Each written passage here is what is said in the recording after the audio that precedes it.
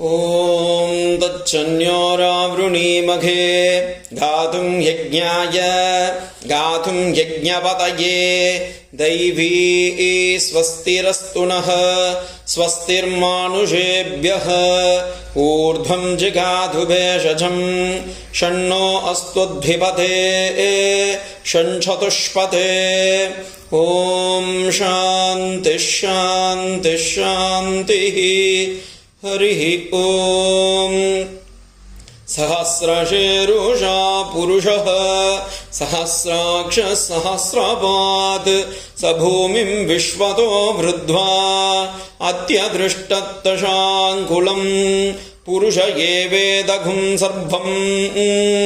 यद्भूतं यश्च भव्यम् उदाम्भृतत्वस्येषाणः यदन्नेनातिरोहति एतावानस्य महिमा अथोज्जायागुश्च पूरुषः पादोऽस्य विश्वाभूतानि त्रिपादस्यामृतं दिवि त्रिपादोर्ध्व उतैः पुरुषः पादोऽस्येनाघवात् पुनः ततो विश्वं व्यक्रामत् शासनानशने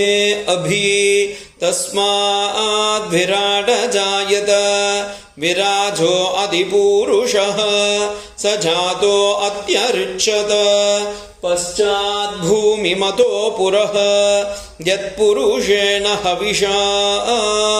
देवा यज्ञमतन्वत वसन्तौ अस्यासीदाज्यं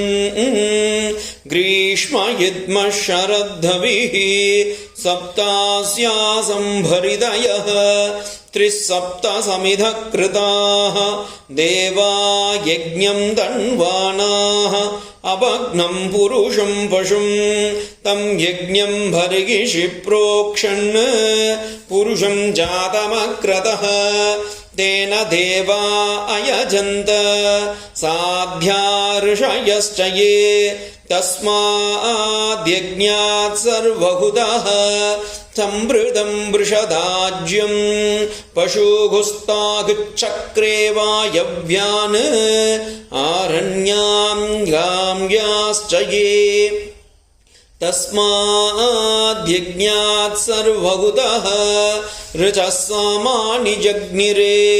छन्दागुंसि जग्निरे तस्मात् यजुस्तस्मादजायत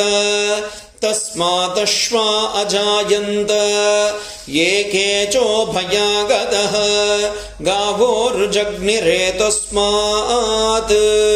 तस्माज्जाता अजावयः यत्पुरुषं व्यददुः कतिधा व्यकल्पयन् मुखं किमस्य कौ बाहुः।